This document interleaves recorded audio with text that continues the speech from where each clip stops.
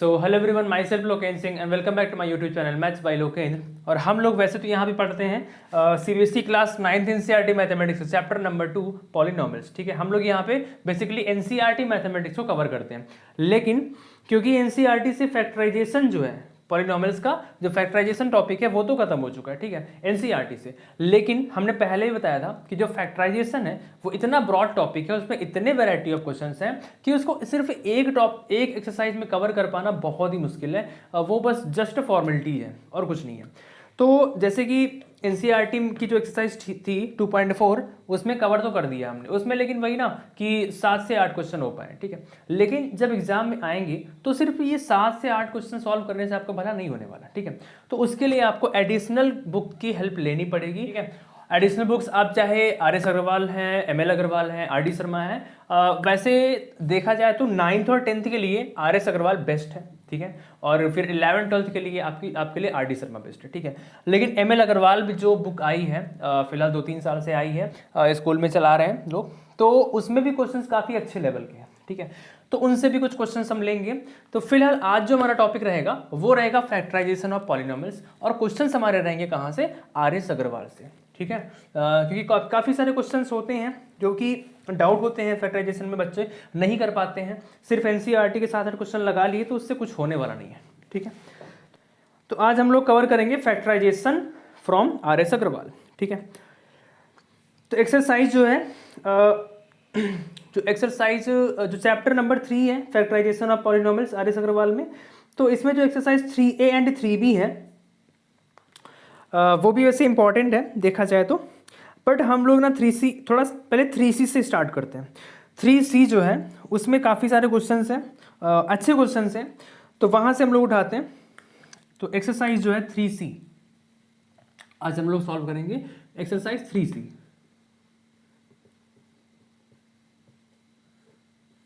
ठीक है। चलिए अब देखिए, जैसे कि पहला क्वेश्चन है, तो पहला क्वेश्चन है x² + 11x + 30। अब देखिए ये क्या है, ये आपका ट्राइनोमियल है।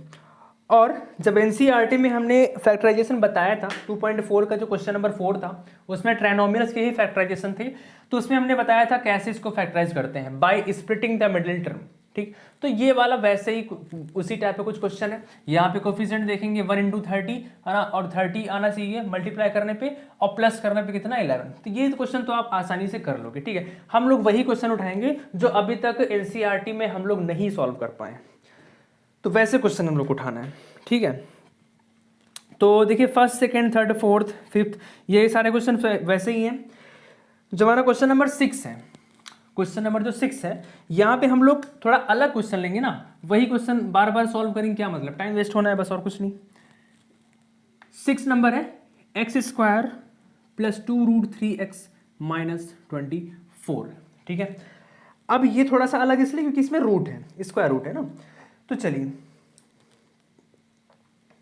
तो देखिए फिर से वही फंडा है, x² कोफिशिएंट, क्योंकि ट्राइनोमियल है तो मिडिल टर्म को स्प्लिट करके हमको सॉल्व करना है। x² कोफिशिएंट 1, तो 1 × 24 कितना आएगा? 24, ठीक।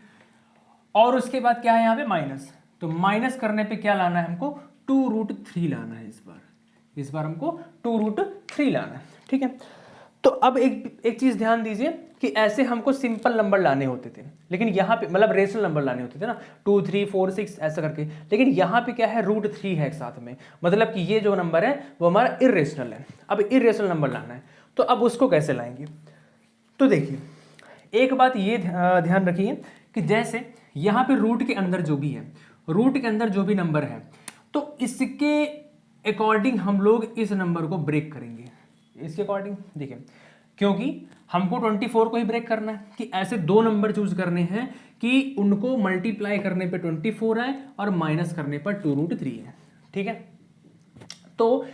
तो सिंपल सा फंडा क्या है कि जो भी स्क्वायर रूट के अंदर नंबर होगा उसके मल्टीपल में हम लोग इसको ब्रेक करेंगे, ठीक है। इतनी बात समझ में कि जैसे √3 है तो हमको 3 × समथिंग ये चीज लानी चाहिए, मतलब 3 के फैक्टर में हमको ब्रेक करना है। तो रूट के अंदर 3 है तो 3 के अकॉर्डिंग 3 के फैक्टर में क्या आएगा? 3 × 8 आएगा आपका 24, 4। अगर रूट में 2 है तो 2 के फैक्टर में ब्रेक करेंगे, रूट में 5 है तो 5 के फैक्टर में। ठीक है, ये बात ध्यान रखनी है आपको। ठीक, तो 3 8 जा 24 इतना हो गया। लेकिन अभी अगर हम ये नंबर लेंगे तो 8 और 3, अब 8 और 3 माइनस करेंगे तो 5 है। अभी पूरा काम नहीं हुआ, बस एक स्टेप हुआ है। ठीक, तो 3 इंटू 8 इतना हो गया। उसके बाद क्या करना है, ये जो हमारा 3 है इसको क्या हम लोग ऐसे नहीं लिख सकते, √3 इंटू √3 और इंटू 8 तो है ही। 3 को √3 इंटू √3 लिख सकते हैं। लॉ ऑफ एक्सपोनेंट में हमने पढ़ा था कि जैसे स्क्वायर √2 इंटू √2 है तो उसको क्या लिख सकते हैं, 2 लिख सकते हैं, क्योंकि हो जाता है क्या, √2 का स्क्वायर और स्क्वायर से स्क्वायर रूट कैंसिल आउट हो जाता है। कैसे होता है ये हमने बताया, क्योंकि √2 का स्क्वायर का मतलब क्या होता है, रूट का मतलब पावर हाफ और स्क्वायर लगा हुआ है। ठीक, तो पावर के ऊपर पावर, पावर मल्टीप्लाई, 2 से 2 खत्म, 2 की पावर 1 यानी 2। यानी सीधा क्या कहा जाता है, सिंपल भाषा में कह सकते हैं, सिंपल लैंग्वेज में, कि अगर स्क्वायर रूट का स्क्वायर करते हैं तो जो रूट और स्क्वायर खत्म होके सीधा वही नंबर आ जाता है, पावर 1 हो जाती है, तो यानी वही नंबर एग्जैक्टली आ जाता है। ठीक है, तो ये होता है। तो वैसे ही यहाँ पे 3 को √3 इंटू √3 लिख सकते हैं, क्योंकि √3 का स्क्वायर अल्टीमेटली 3 ही आ जाएगा। ठीक, उसके बाद अब कहेंगे आपकी यहाँ पे 3 नंबर हो गए, तो नहीं 3 नंबर नहीं रखने। अब देखिए हमको क्या लाना है, हमको लाना है 2√3। तो देखिए एक नंबर हमको ऐसा लेना, दोनों नंबर हमको ऐसे लेने हैं कि दोनों के साथ √3 और √3 हो। ऐसा क्यों, क्योंकि देखिए अगर जैसे ये लिखा हुआ है 4√3 और लिखा हुआ है 2√3। ठीक, अगर इनको हम माइनस करेंगे, इनको अगर माइनस करेंगे तो क्या आएगा, 4 में 2 गया 2 और √3 है तो √3। ठीक, तो कहने का मतलब है दो नंबर्स को माइनस करने पे √3 तभी आएगा, मतलब √3 के टाइम्स में तभी नंबर आएगा जब दोनों में √3 हो।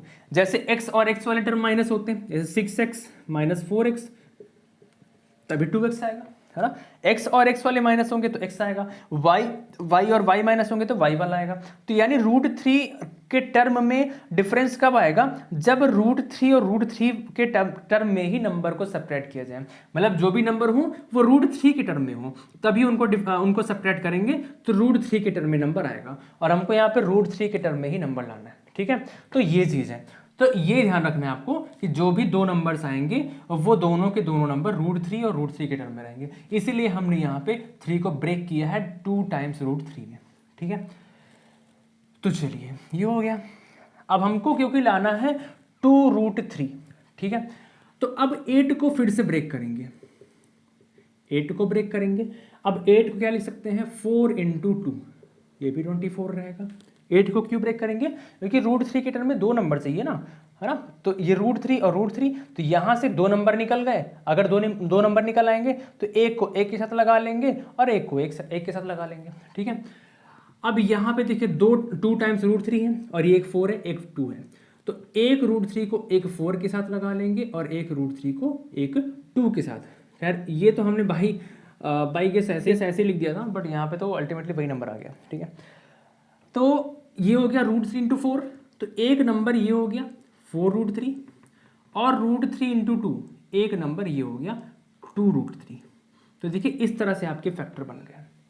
ठीक, तो कैसे रखना है, करना है ऐसे कि जो भी रूट के अंदर हो उसके टर्म में, उसके फैक्टर में आपको ब्रेक करना है। उसके बाद इसको वापस से इसको क्या करना है, रूट के टर्म में ब्रेक कर देना है। ठीक है, उसके बाद फिर ये जो नंबर है इसको ब्रेक करना है, फिर एक को एक के साथ एक को एक साथ।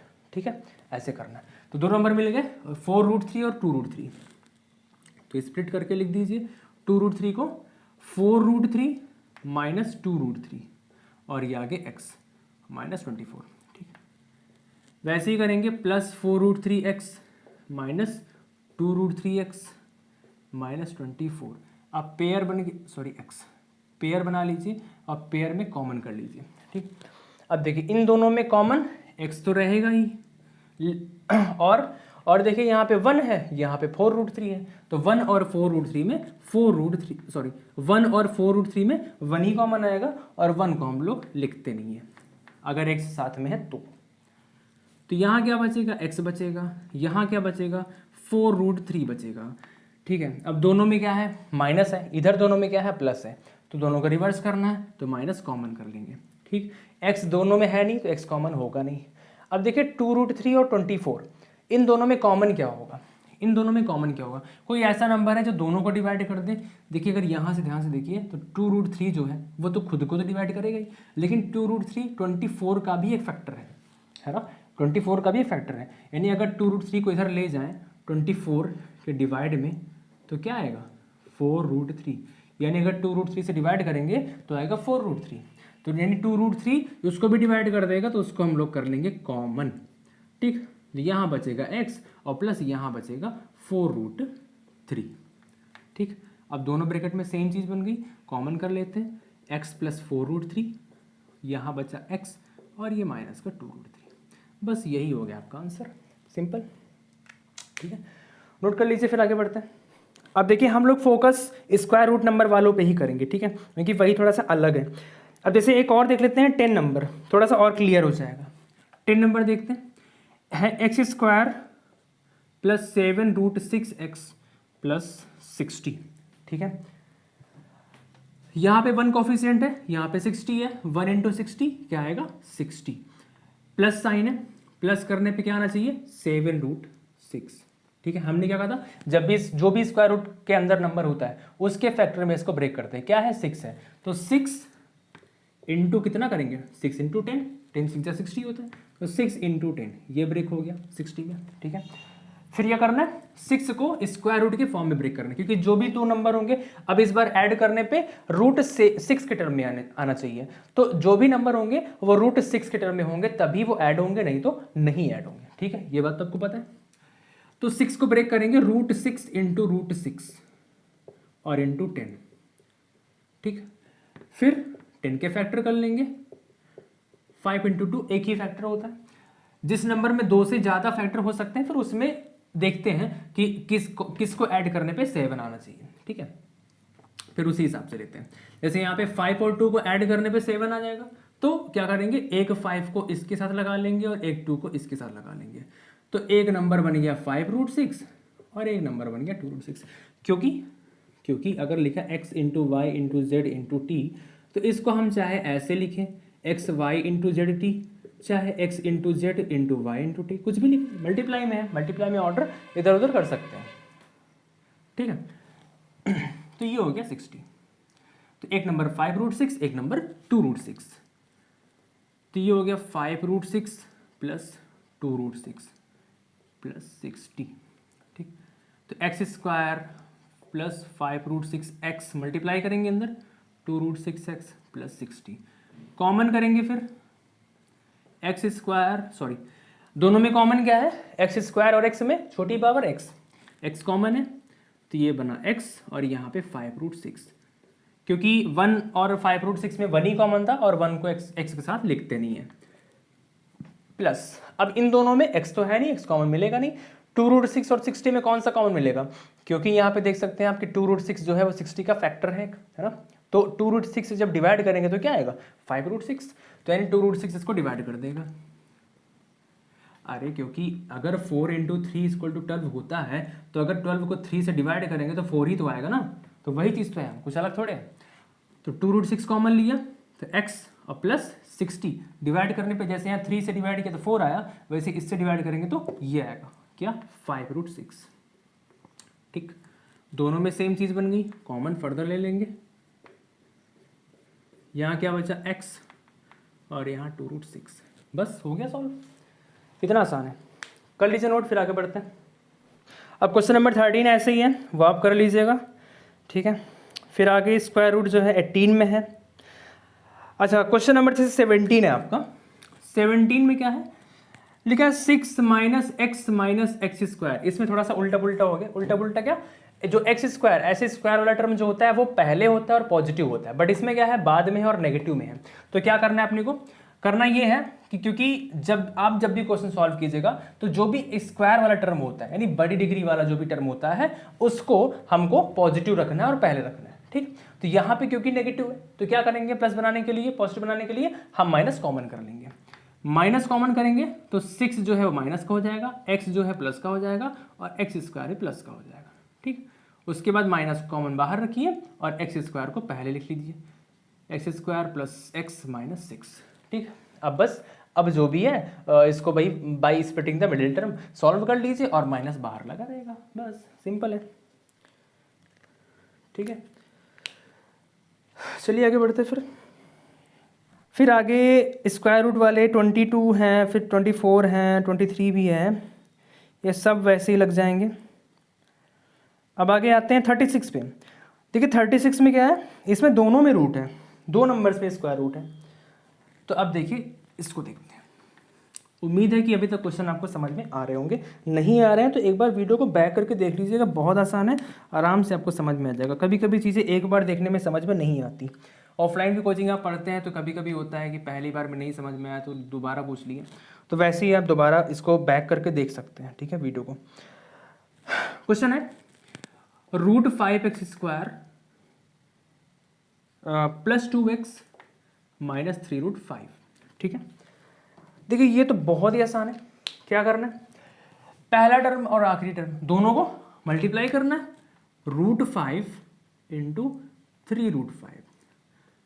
कैसे होगा, क्योंकि आपको पता है कि स्क्वायर रूट के अंदर जैसे √x × √x क्या होता है, x होता है। हम कई बार बता चुके हैं इसको ना कि √2 × √2 स्क्वायर रूट से स्क्वायर खत्म, तो क्या आता है, सिर्फ वही नंबर आता है। तो √x × x, इसको याद कर लीजिए, √x × √x = x। कैसे, x² हो जाएगा, x² का रूट स्क्वायर रूट से स्क्वायर खत्म, तो क्या आता है, सिर्फ वो नंबर आता है। तो वैसे ही √5 × √5 क्या, 5, तो 5 और × 3 तो है ही, तो क्या आया, 5 3 जा 15। ठीक, तो ये तो कंफर्म हो गया कि दो नंबर हमको ऐसे ढूंढने हैं कि उनको मल्टीप्लाई करने पे 15 है। ठीक, उसके बाद देखते हैं ये जो साइन है यहाँ पे क्या है, माइनस, माइनस करने पे क्या लाना है, मिडिल टर्म क्या है 2, माइनस करने पे 2 लाना है। अब क्या यही नंबर नहीं है आपके 5 और 3, अब 5 3 को मल्टीप्लाई कीजिए, 5 3 15 और 5 में 3 गया तो 2, 5 में 3 गया तो 2, तो यही दोनों तो नंबर हैं आपके, आराम से बन जाएंगे। हो गया √5x² प्लस 2 को ब्रेक करेंगे 5 - 3 × x - 3√5। ठीक, √5x² मल्टीप्लाई करेंगे 5x - 3x - 3√5। ठीक है, अब देखिए इसमें कॉमन कैसे करते हैं, ये देखिए ये पेयर है आपके, इनमें कॉमन करना है। देखिए जैसे यहाँ पे और यहाँ पे वेरिएबल में तो आपको क्लियर है कि x² और x में क्या कॉमन होगा, x कॉमन होगा। ठीक, बट कोफिशिएंट में देखते हैं, नंबर्स में देखते हैं, नंबर्स में कॉमन क्या होगा। देखिए √5 और 5 में, अब √5 और 5 में, क्योंकि 5 को हम लोग लिख सकते हैं √5 × √5। ठीक, तो यानी जो √5 है ये एक फैक्टर है 5 का। कहने का मतलब कि अगर एक √5 5 से निकल गया, मतलब एक √5 से अगर 5 को डिवाइड कर दिए तो क्या बचेगा, दूसरा √5 बचेगा, है ना। डिवाइड क्यों, क्योंकि कॉमन का मतलब ही होता है डिवाइड करना। तो यानी अगर यहाँ से एक √5 निकल भी गया तो एक √5 बचेगा, और √5 से एक √5 निकल गया तो क्या बचा, 1 बचा। तो कहने का मतलब √5 इसको भी डिवाइड कर देगा और इसको भी डिवाइड कर देगा, तो दोनों में कॉमन क्या है, √5 कॉमन है, तो √5 हो गया कॉमन। तो यहाँ पे क्या बचा, देखिए √5 से √5 खत्म, कैंसिल, 1 आया, और x² से x क्या आया, x, तो 1x आया, 1x लिखते नहीं है, सिंपली x लिखते हैं, प्लस यहाँ पे x से x खत्म 1, 5 को √5 ने डिवाइड किया, एक ने डिवाइड किया तो एक बचा, तो क्या आया √5। आगे देखिए ये दोनों साइन प्लस के हैं और यहाँ दोनों माइनस के हैं, तो साइन हमको रिवर्स करना है क्योंकि हमको अगले ब्रैकेट पे ऐसे ही साइन चाहिए। तो दोनों माइनस के हैं तो माइनस कॉमन कर लीजिए, दोनों बन जाएंगे प्लस के। ठीक, और देखिए दोनों में x तो है नहीं तो x कॉमन मिलेगा नहीं, बट क्या है 3 है और 3√5 है। 5 का यहाँ पे कोई ऑप्शन नहीं है कॉमन का, क्योंकि यहाँ पे 5 का कुछ नंबर नहीं है, क्या है 3, दोनों में 3 है तो 3 कॉमन हो जाएगा, 3 कॉमन कर लीजिए, यहाँ से 3 गया x, माइनस कॉमन है, प्लस 3 गया 5 √5। देखिए दोनों ब्रैकेट में सेम चीज़ बन गई, तो x + √5 कॉमन हो गया, ये बचा √5x और -3, बस हो गया फैक्टराइज आसानी से। ऐसे ही 37 है, 37 जो है उसमें है 2√3 x² + x - 5√3। ठीक है, अब चेक कीजिए मल्टीप्लाई करने पे दोनों को, इसको और इसको, 2√3 इंटू 5√3 क्या आएगा, 2 5 जा 10 और √3 इंटू √3 3, तो कितना आएगा, ये 30 आ जाएगा। ठीक, 30 आ गया। तो यानी इतना क्लियर है कि दो नंबर्स ऐसे ढूंढने हैं कि उनको मल्टीप्लाई करने पे 30 है। और यहाँ पे क्या है, माइनस करने पे क्या है, एक्स का कोफिशिएंट कुछ नहीं तो यानी 1 है, तो माइनस करने पे 1 आना चाहिए। ठीक, अब देखिए 30 में 1 कैसे आएगा, तो 30 के फैक्टर कर दें। पहला फैक्टर हमको मिलेगा 1 इंटू 30, बहुत बड़ा है डिफरेंस। फिर 2 इंटू 15, बहुत बड़ा डिफरेंस है, 13 का डिफरेंस है, क्योंकि डिफरेंस ढूंढना है। आगे 3 इंटू 10, 10 में 3 क्या 7 आएगा। फिर आगे 4 है नहीं, फिर आगे 5 इंटू 6, हाँ 5 इंटू 6 30 और 6 में 5 गया 1, यही मिल गया फैक्टर। 6 इंटू 5, 6 5 में 30 होता है और 6 में 5 गया 1। ठीक है, तो ये पेयर है काम के। तो 6 इंटू 5 लिख दीजिए इसको ब्रेक करके, क्योंकि यहाँ पे 1 है कुछ नहीं, तो 1 को ब्रेक किया तो 6 माइनस 5 और ये x माइनस 5√3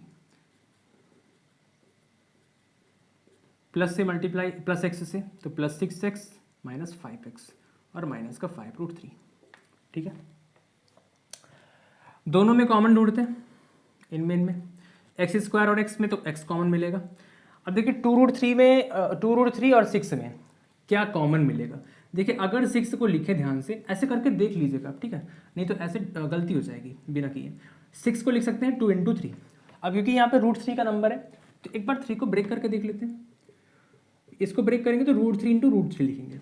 ठीक, तो क्योंकि हमको दोनों में कॉमन देखना है, 2√3 और 6 में, तो पहले देखते हैं क्या यही नंबर कॉमन तो नहीं मिलेगा, है ना। जो भी छोटा ये नंबर है ये कॉमन तो नहीं मिलेगा, तो देखते हैं 2√3। देखिए 2√3 अगर इनको एक साथ लिख लें, और √3 को अलग रखें, तो देखिए यहाँ से ये चीज़ क्लियर है ना कि जो 2√3 है वो 6 का एक फैक्टर है और √3 वो 6 का एक फैक्टर है, यानी दोनों ही 6 के फैक्टर हैं। तो अगर हम 2√3 से इसको डिवाइड करेंगे, यानी 6/2√3, तो क्या आएगा, √3, क्योंकि फैक्टर है तो डिवाइड हो ही जाएगा, सिंपल चीज़ है ना। तो जब डिवाइड हो जाएगा तो कॉमन मिल जाएगा आसानी से, तो 2√3 जो है वो कॉमन मिलेगा इन दोनों में, क्योंकि 2√3 को डिवाइड करेगा ही, साथ ही साथ 6 को भी डिवाइड करेगा, तो 2√3 मिलेगा कॉमन। तो यहाँ क्या मिला, 2√3 से 2√3 कैंसिल, क्या आया 1, और x स्क्वायर से x, तो x हो गया। प्लस 6 में देखिए 2√3 से डिवाइड किया गया तो क्या आया √3, तो √3 और x से x खत्म, दोनों का साइन प्लस दोनों का साइन माइनस, रिवर्स करना है, माइनस कॉमन, दोनों में कॉमन क्या 5 और 5√3 में 5 कॉमन होगा, क्या बचा x और क्या बचा आगे प्लस का √3। ठीक, दोनों में कॉमन करना है, x प्लस √3, यहाँ मिला 2√3x और आगे -5, बस हो गया, सिंपल चीज़ है, कर लीजिए। अब देखते हैं अगला क्वेश्चन, अगला टाइप। देखिए इस टाइप का क्वेश्चन अब आप कर लोगे, वैसे उम्मीद तो यही है। 38 नंबर जैसा कि हमने पहला क्वेश्चन बताया था, पहला मतलब कि ये जो क्वेश्चन नंबर 6 बताया था, है ना, 6 और 10 कुछ वैसे ही है। अब देखिए 38 नंबर है, 38 में क्या है, 7x स्क्वायर प्लस 2√14x और प्लस 2, ठीक है ये। अब यहाँ पे 7 इंटू 2 कितना आएगा 14 आएगा, और प्लस करने पे क्या लाना है 2√14, क्या बताया था, जो भी यहाँ पे रूट के 2√14, इसको कैसे ब्रेक करना है 14 को ब्रेक करना है रूट के अंदर जो भी नंबर है उसके फॉर्म में ना। रूट के अंदर क्या है 14, तो 14 इंटू, अब 14 को किससे इंटू करेंगे, 14 है, जाहिर सी बात है 1 से ही करेंगे, 14 इंटू 1 14 आएगा, ठीक है। अब फिर से 14 को फिर से ब्रेक करना है, √14 इंटू √14। अब देखिए आगे 1 का कोई मतलब है नहीं, क्योंकि जो भी नंबर 1 के साथ लगाएंगे तो उसी नंबर की वैल्यू होगी, 1 की तो कोई वैल्यू है नहीं, ठीक है। तो यानी इसको सिंपली लिख सकते हैं √14 इंटू √14। अब क्या √14 और √14 इन दोनों को ऐड करने पे 2√14 आएगा, बिल्कुल आएगा, √14 प्लस √14। अब √14 का जो देखिए ये तो इसका जो कोफिशिएंट है मल्टीप्लाई में क्या है 1 है, इसके मल्टीप्लाई में क्या है 1 है, तो 1 + 1 क्योंकि वही ऐड होते हैं, रूट वाले तो रूट ही रहते हैं, रूट के अंदर रहते हैं, रूट के बाहर जो नंबर होते हैं वो ऐड सब्ट्रैक्ट होते हैं। तो 1 + 1 कितना 2, तो 2√14 आ गया। ठीक है, तो बस यहाँ पे सिंपली रख देंगे 7x² plus √14 plus √14 into x plus 2। ठीक है, 7x² plus √14x plus √14x plus 2, इन दोनों में कॉमन और इन दोनों में कॉमन x मिलेगा, लेकिन नंबर क्या मिलेगा 7 और √14। अब देखिए इन दोनों में कॉमन क्या मिलेगा, देखिए 7 बड़ा है कि √14, ऑब्वियसली 7 बड़ा है ना, क्योंकि √14 जो है √14 वो समथिंग अराउंड 3 to 4 के बीच में आएगा। तो 7 और √14 में कौन बड़ा है, 7 और √14 में अगर 7 को ब्रेक करें तो ये होगा √7 इंटू √7, और √14 को ब्रेक करें तो ये आएगा √7 इंटू 2 में, ऐसे करके। ठीक, अब देखिए 7 में 2 टाइम्स √7 है और √14 में √7 इंटू 2 है। ठीक है, अब इन दोनों में अगर कॉमन करें, देखिए जब भी स्क्वायर रूट वाले नंबर्स में कॉमन करना होगा तो आपको नंबर्स को ऐसे स्प्लिट करके लिखना पड़ेगा, बिना आप स्प्लिट करके लिखे हुए आप बता ही नहीं सकते कि इसमें क्या कॉमन मिलेगा। ठीक, क्योंकि आप अभी स्टार्टिंग कर रहे हैं ना, अभी स्टार्टिंग पोजीशन पे हैं, तो अभी आप ऐसे नहीं गेस कर सकते कि नहीं इसमें क्या कॉमन मिल जाएगा। तो आपको सबसे पहले लिखना पड़ेगा कि 7 है तो उसको हम स्प्लिट करेंगे स्क्वायर रूट के फॉर्म में तो क्या आएगा, उसके बाद स्क्वायर रूट 14 है तो 14 ये ऐसे कैसे आया, इसको हमने अंदर ब्रेक किया था 7 इंटू 2, एक्सपोनेंट में पढ़ाया हमने कैसे ब्रेक होता है ना, तो रूट के अंदर 7 इंटू 2, फिर ये दोनों अलग अलग हो जाते हैं, सॉरी ये ऐसे होगा स्क्वायर रूट 2, सॉरी है ना, स्क्वायर रूट 2 तो दोनों में रूट लग जाएगा, अलग अलग होगा, तो √7 इंटू √2। ठीक, तो ऐसे करना पड़ेगा आपको। तो अब देखिए अब दोनों में कॉमन क्या है, अब एकदम सिंपल, अब समझ में आ जाएगा, एकदम क्लियर है कि दोनों में कॉमन क्या है। तो कॉमन क्या है, देखिए एक √7 यहाँ पे है और एक √7 यहाँ पे, कॉमन को मतलब जो दोनों में हो, डिवाइड करने वाला है ना, डिवाइड वही होगा जो दोनों में होगा। ठीक है, तो √7, एक √7 यहाँ है, एक √7 यहाँ है, दोनों ही कॉमन है, निकाल लीजिए दोनों को। √7 निकला कहाँ से, 7 से, एक √7 निकला तो एक √7 बचा, x² में एक x निकला तो एक x बचा, √14 से एक √7 निकला, मतलब वही डिवाइड हुआ है ना, डिवाइड हुआ तो यहाँ पे क्या बचेगा 1 और 1 इंटू √2, तो क्या आया यहाँ पे √2, तो √2 हो गया। प्लस अब देखिए √14 और 2 में, अब अगर बात करें √14 और 2 की, तो 2 को भी ब्रेक करेंगे हम लोग किस में, square root 2 into square root 2।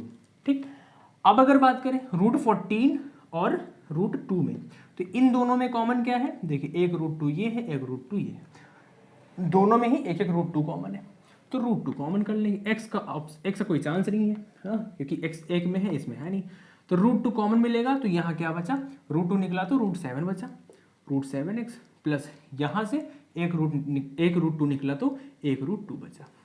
ठीक, अब दोनों ब्रैकेट में सेम चीज़ बन गई है, ध्यान रखना है सेम चीज़ बनानी है, नहीं तो आप कहीं मिस्टेक कर रहे हो। कॉमन ले लेंगे तो यहाँ बचा √7x प्लस √2, दोनों ब्रैकेट में सेम चीज़ है, दोनों ब्रैकेट में सेम चीज़ है, तो इसको ऐसे भी लिख सकते हैं, या फिर जैसे x इंटू x² होता है तो वैसे ही यहाँ पे दोनों में ब्रैकेट में सेम है, तो क्या करेंगे इन दोनों का प्रोडक्ट, मतलब कि इन दोनों का स्क्वायर, अब सेम चीज़ है तो ठीक है।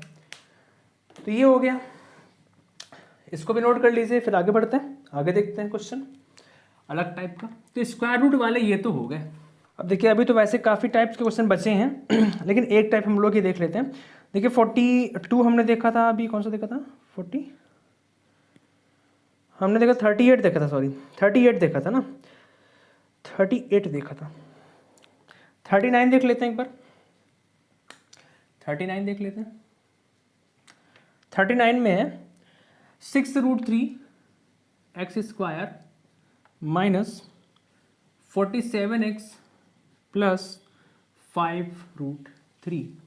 ठीक है, चलिए चेक करते हैं, इनको मल्टीप्लाई करते तो क्या आएगा, 6√3 इंटू 5√3, 6 5 जा 30, रूट के बाहर वाले आपस में मल्टीप्लाई करेंगे, रूट के अंदर वाले आपस में, 6 5 जा 30 और √3 इंटू √3 3, तो क्या आ गया ये 33 जा 90।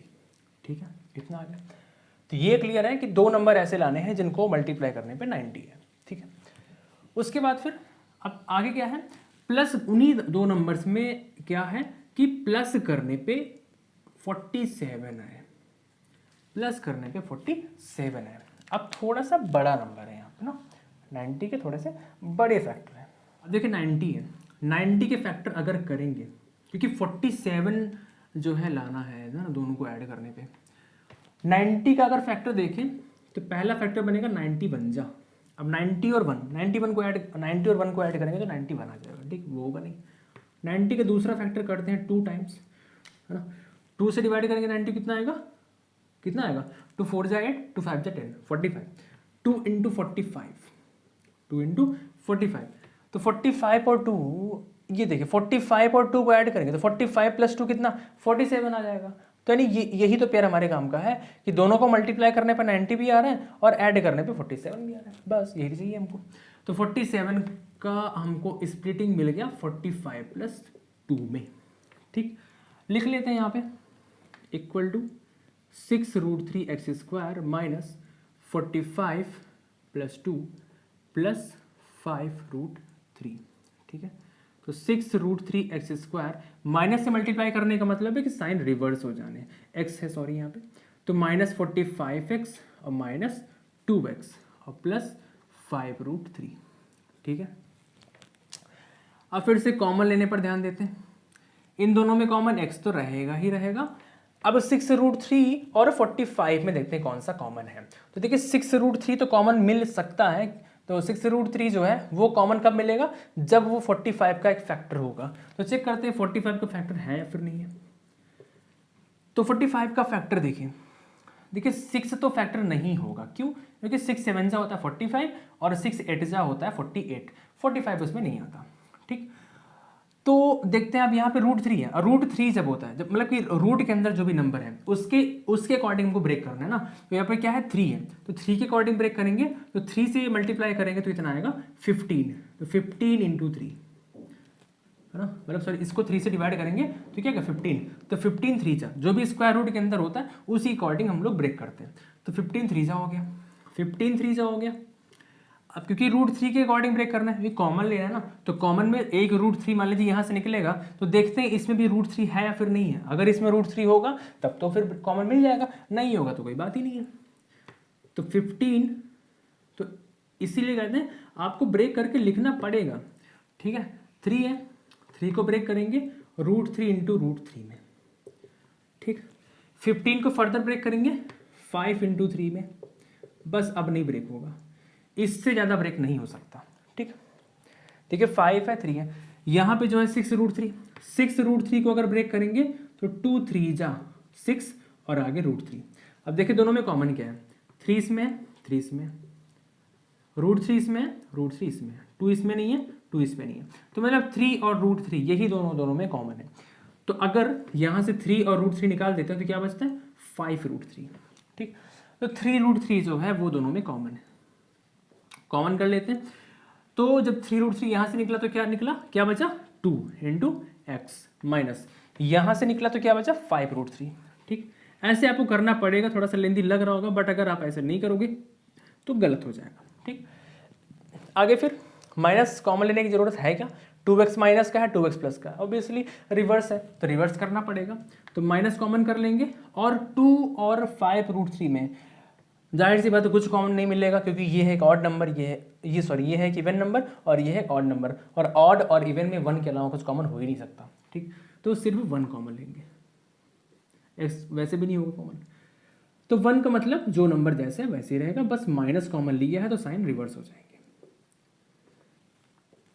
दोनों ब्रैकेट में सेम चीज़ है, कॉमन ले लेंगे तो ये हो गया,